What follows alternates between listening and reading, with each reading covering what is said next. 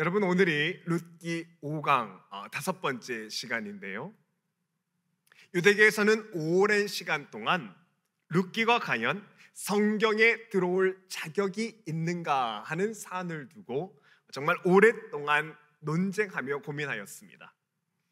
이 논쟁은 주 90년까지 이어졌는데요, 왜 이렇게 오랫동안 이 사안을 두고 고민을 했냐면, 여러분, 이 룻기는 정통 유대인의 이야기가 아니라 감히 이방 여자가 유대 남자와 결혼했다는 이야기가 들어있기 때문입니다. 그런데 유대교 랍비들과 유대교 최고의 지성인들이 오랫동안 연구한 끝에 어떻게 룻기가 성경 안에 들어올 수 있는지를, 그 이유를 정확하게 밝혀냈는데, 여러분, 그 이유가 들어있는 부분이 바로 오늘 우리가 읽은 본문 룻기 4장의 말씀입니다. 오늘은 그 이유에 대해서 여러분과 저와 말씀을 한번 살펴보고자 하는데요, 오늘 본문에 보면 보아스가 마을 성문 앞에 있는 성문 위로 올라갑니다. 이 당시에 성문 위로 올라간다는 것은 모든 사람이 보는 앞에서 뭔가 중요한 판결을 내리겠다, 무엇인가 중요한 것을 확증하겠다라는 그런 뜻인데, 보아스는 누가 나오미의 기업을 물을 것인가 라는 사안을 두고 성읍 사람들을 다 모읍니다. 성읍 장로들 10명을 초청하고 나오미와 관련된 일가 친척 모두를 이 성문 앞에 모아들이지요. 지난 설교에도 말씀드렸지만, 여러분, 기업을 물은다는 것은 누군가가 과부인 나오미를 위해서 땅을 대신 사준다라는 것을 의미합니다. 하지만 여러분, 이렇게 기업을 물은다는 것은 그 당시에 누구도 하지 않으려고 했던 꺼려지는 행동이었습니다. 왜냐하면 이렇게 땅을 대신 사주게 되면 그 땅은 내 땅이 되는 것이 아니라 과부 나오미의 땅이 되기 때문이지요. 그래서 기업을 물으는 일은 절대로 아무나 할 수 있는 일이 아니라 대신에 하나님의 뜻을 이루려고 하는 바른 신앙을 가진 자라야만 할 수 있는 정말 힘든 일이었습니다. 하나님의 마음으로 가난하게 된 친족을 불쌍하게 여기고, 무엇보다 하나님의 뜻이 나를 통해서 이루어지기를 원하는 그런 믿음의 사람에 의해서만 이 기업을 물으는 일이 가능한 일이었는데요, 여러분, 본문에 나오는 과부 나오미에게는 이렇게 기업을 물을 수 있는 사람이 단 두 사람이었습니다. 첫 번째는 아무개라고 명명한 사람이고, 두 번째는 우리가 잘 알고 있는 보아스이지요. 그런데 여러분, 이때 아무개라는 사람은 보아스와 함께 본문에 등장하기는 하지만, 이 사람은 보아스처럼 과부 나오미가 불쌍해서 긍휼한 마음으로 그가 나와 있는 것이 아닙니다. 아무개가 이 판결 현장에 나와 있는 이유, 그 속내는 따로 있었는데요, 여러분, 이 아무개는 굉장히 계산이 빠른 사람이었습니다. 지금 아무개가 판결 현장에 딱 나와서 과부 나오미 행색을 딱 보니까 과부 나오미는 나이도 많지요, 또 아들도 없습니다. 그래서 계산을 합니다. 내가 지금 과부 나오미의 땅을 사주면 나오미는 이미 나이가 많으니까 시간이 얼마 지나지 않아 열조에게로 돌아갈 것이고, 그리고 아들이 없는 과부이니까 결국에 얼마 지나지 않아 내가 나오미에게 사준 저 땅은 결국 다 내 땅이 될 것이라는 계산을 그 자리에서 마치게 됩니다. 여러분, 원래 유대법에 의하면 아무리 큰 부자라고 해도 형제의 땅을 절대로 그냥 살 수 없습니다. 왜냐하면 레위기에 나오는 율법에서 하나님은 누군가가 다른 형제의 땅을 사서 재산을 증식시키는 것을 애초에 율법으로 다 막아 놓으셨기 때문이지요. 그래서 누군가의 땅을 산다고 하는 일은, 그래서 재산을 불리는 일은 정말 어려운 일인데, 그런데 아무개가 보기에 이것은 땅을 사모을 수 있는 절호의 기회가 자기에게 찾아온 것입니다. 아무개가 나오미의 형색을 가만히 보니까 나오미에게는 땅을 물려줄 수 있는 아들도 없고, 또 가만히 보니 나이도 많이 들었으니까 지금 저 땅을 내가 사주어도 곧 얼마 시간이 지나지 않아 저 땅이 내 땅이 될 것이라고 딱 계산을 한 겁니다.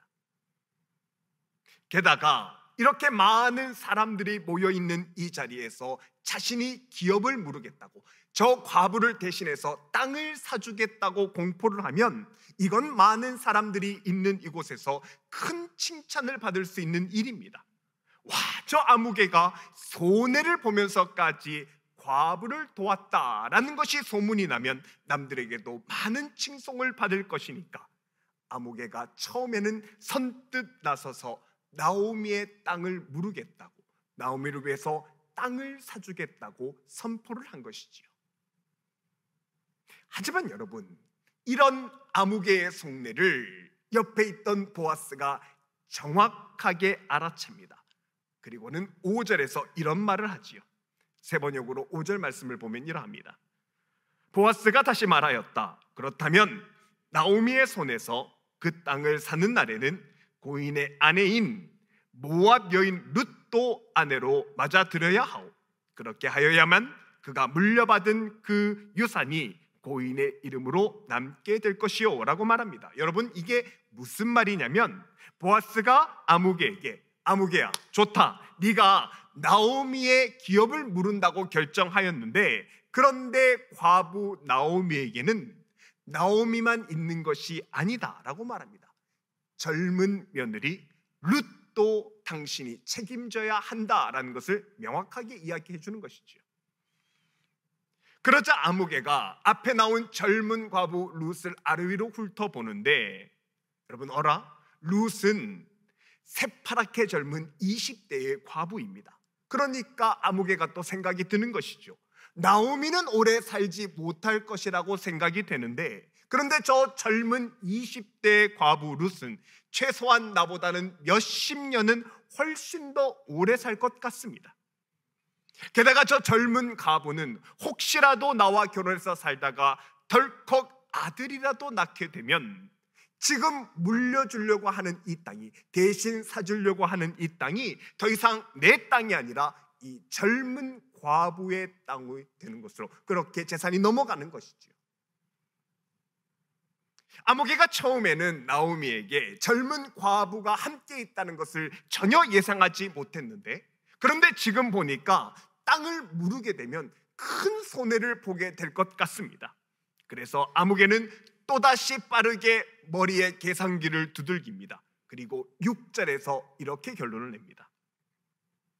그 기업 무르는 자가 이르되 나는 내 기업에 손해가 있을까 하여 나를 위하여 무르지 못하노니 내가 물을 것을 네가 물으라. 나는 무르지 못하겠노라 하는지라.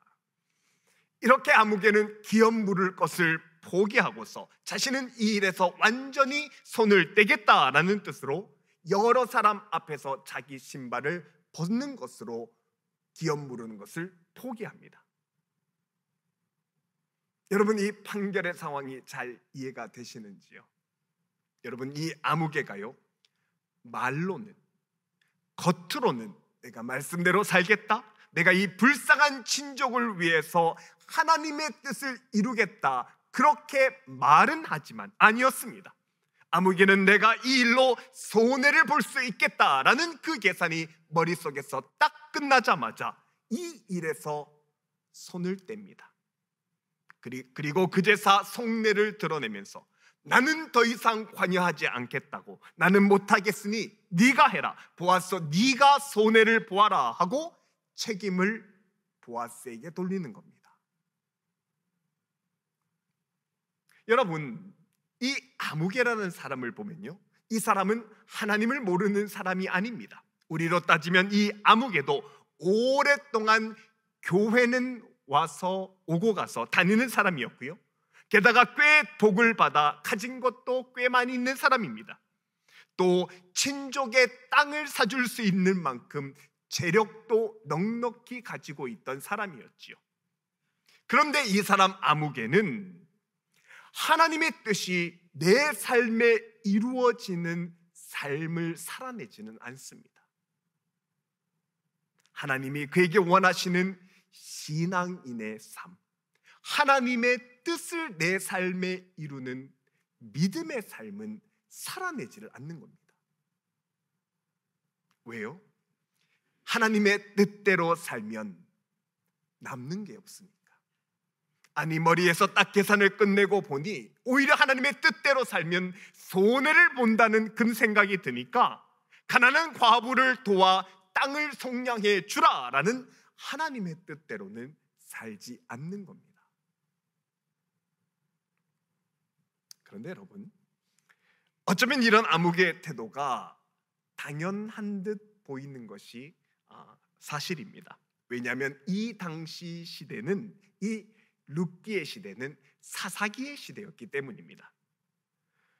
룻기 1장 서두에도 나오지만 여러분, 이 사사시대는 그 누구도 하나님의 뜻을 쫓아서 살려고 하지 않는 때였습니다.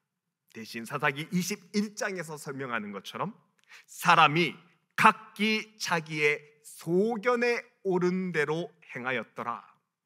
이 당시에는 사람들이 하나님의 뜻이 아니라 각자 자기의 소견대로 살 때가 바로 이 시대였습니다. 그리고 심지어 하나님의 사사들조차도 자기 생각대로 사느라 하나님의 뜻은 다 저버린 시기가 바로 이 룻기의 시대였습니다. 하지만 여러분, 이런 룻기의 시대에 사람들이 오직 자기 배만 불리는 것에 신경 쓰는 이 시대에 그럼에도 불구하고 하나님의 뜻대로 살려고 했던 사람이 바로 보아스였습니다. 여러분, 신학자들의 연구에 의하면 사사기 기간 250년 동안 기업을 물으라는 하나님의 말씀대로 산 자가 단 한 사람도 없었다고 이야기를 합니다. 그런데 250년이 다 지나 그 끝자락에 유일하게 나타난 기업을 물으는 자, 가난한 자를 위해서 땅을 사주었던 그 고엘의 속량을 유일하게 실천했던 사람이 바로 보아스였다라고 이야기를 하지요. 여러분, 이렇게 기업을 물러주게 되면 내가 가진 재산을 상당 부분 내어줘야 하며, 그래서 내 재산에 큰 손해를 보게 됩니다. 또한 아무개가 이미 계산한 대로 룻과 살다가 덜컥 룻이 아들이라도 임신하면 그때 보아스가 물으는 이 기업은 더 이상 내 것이 되지 않습니다. 남의 소유로 넘어가게 됩니다.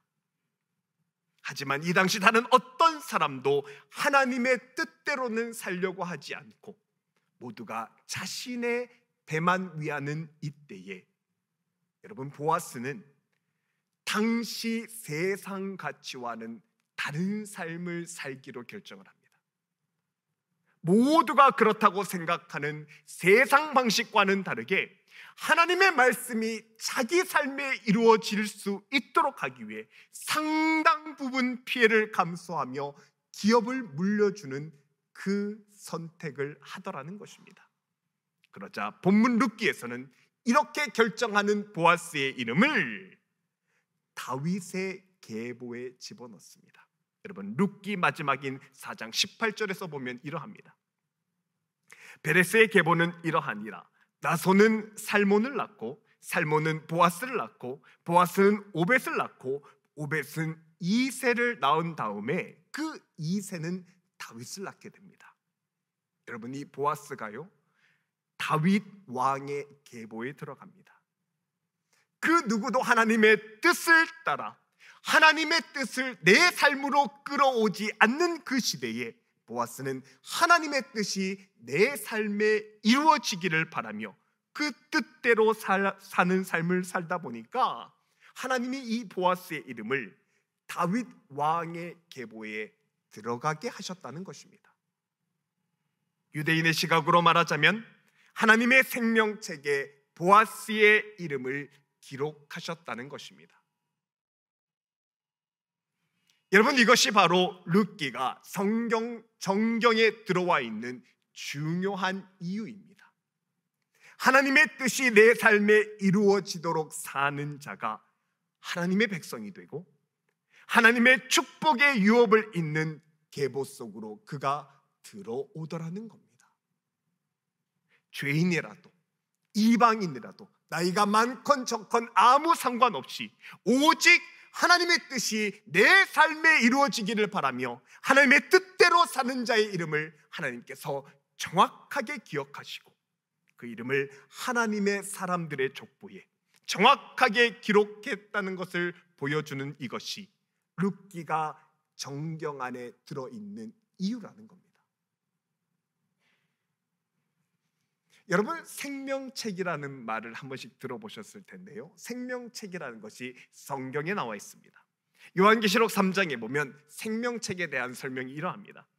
내가 그 이름을 생명책에서 결코 지우지 아니하고 그 이름을 내 아버지 앞과 그 천사들 앞에서 시인하리라 하고 하나님이 기록하신 생명책이 있다고 말하고요, 또한 빌립보서 4장에도 보면 하나님의 사람들은 그 이름들이 생명책에 있느니라 하면서 생명책의 존재에 대해서 말을 해주는데, 여러분, 이 생명책이라는 것이 뭐라면, 생명책이라는 것은 원어로 보면 세페르 하임이라는 단어를 쓰는데, 여러분, 이건 그 책에는 하나님의 생명이 있는 자들을 그 책에 기록했다는 겁니다. 하나님의 생명이 있는 자, 살아계신 하나님의 말씀대로 살고 있는 자들의 이름이 그 생명책에 기록되어 있다는 겁니다. 바로 보아스와 같은 삶을 사는 자들의 이름이 그 생명책에 기록된 것이지요.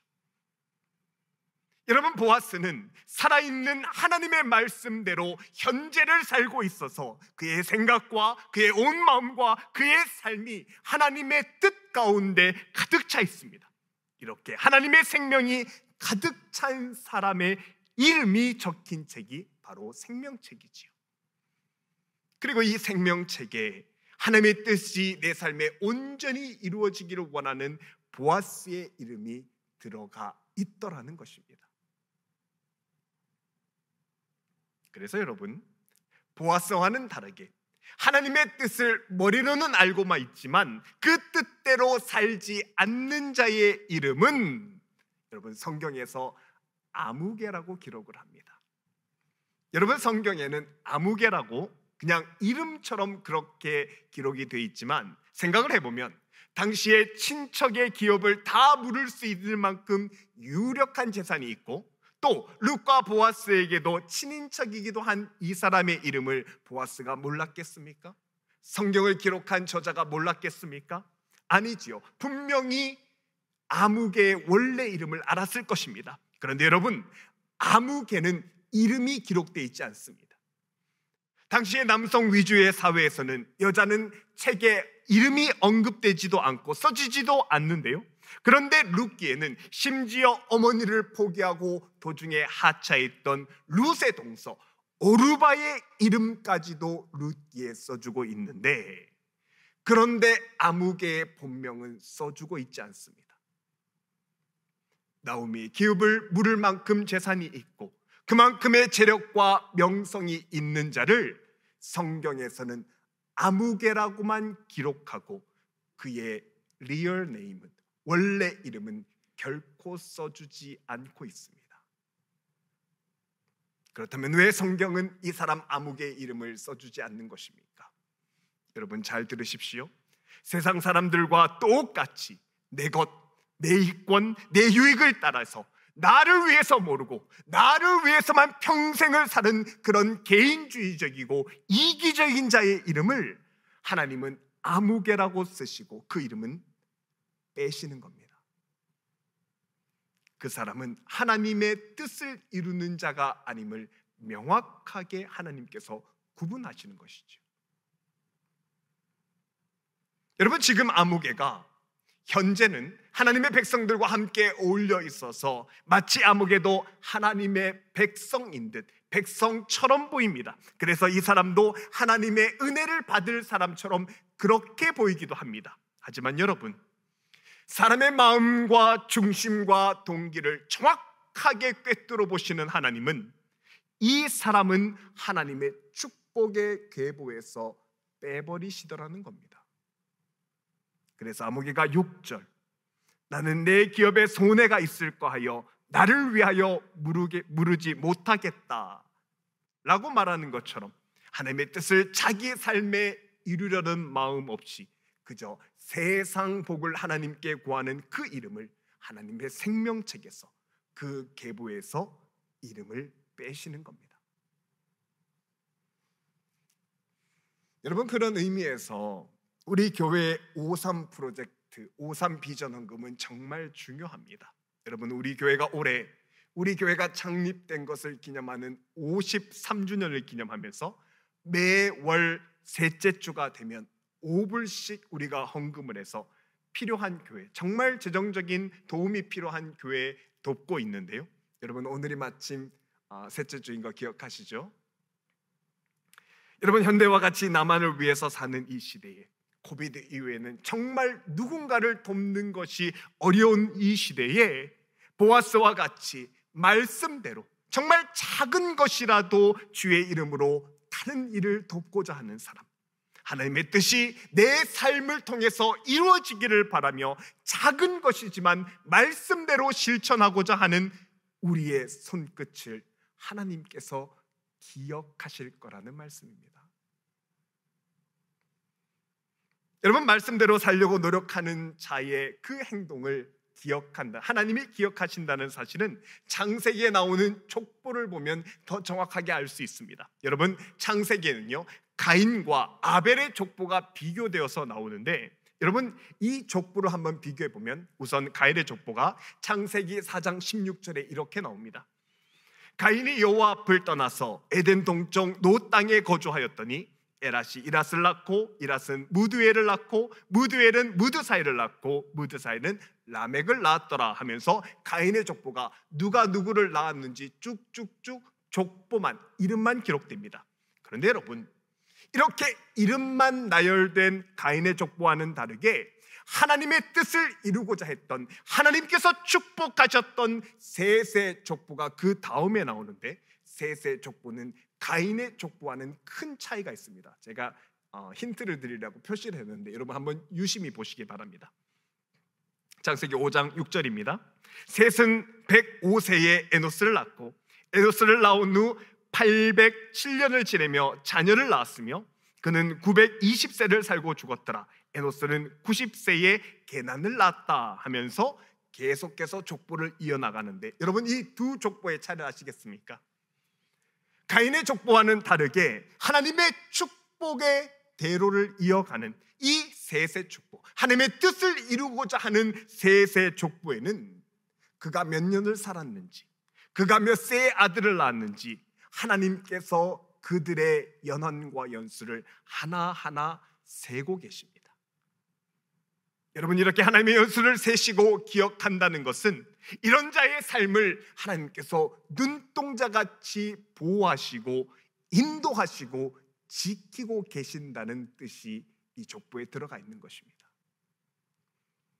하나님께서 하나님의 말씀대로 살고자 하는 자의 삶은 이들 자신뿐만 아니라 그들의 자자손손이 하나님이 주시는 형통함과 세세한 은혜 속에서 하루하루를 살게 되는 축복의 삶을 하나님께서 주신다는 것이지요. 반면에 가인과 악을 행한 가인 자손의 족보는요, 지금 당장에는 평탄해 보이고 문제 없어 보이고 어쩔 때는 하나님이 정하신 의보다 더 잘 사는 것처럼 보이지만, 여러분 거기에는 하나님의 손이 이제는 닿지 않습니다. 로마서의 말씀대로 그냥 하나님께서 내버려 두시는 것입니다. 그 삶의 결국은 그냥 멸망인 것뿐이지요. 사랑하는 여러분, 우리는 분명하게 믿고 있습니다. 하나님의 생명책에 예수 그리스도의 이름을 믿고 구원받은 우리의 이름이 하나님 손에 들린 그 생명책에 예수 그리스도로 인하여 우리의 이름이 거기에 들어가 있는 줄 이미 알고 있습니다. 그런데 여러분, 주님의 이런 놀라운 은혜와 구원을 받은 우리는 주님이 기뻐하시는 참 생명을 품은 자의 그 삶을 우리가 살아내야 되지 않겠습니까? 신앙의 연수가 긴 만큼, 삶에서 내가 받은 은혜가 크고 귀한 만큼 그 은혜와 감사대로 하나님이 우리에게 주신 그 귀한 뜻이 내 삶을 통하여 세상에 풍성하게 흘러갈 수 있도록 그 삶을 살아내야 되지 않겠습니까? 오늘 말씀을 받은 여러분께 여러분 도전합니다. 하나님의 사랑으로 구원을 받은 우리는 하나님의 귀한 은혜를 받은 하나님의 백성답게 하나님의 뜻이 내 삶에 온전히 이루어지는 그 귀한 삶을, 보아스와 같은 삶을 살아내실 수 있기를 바랍니다.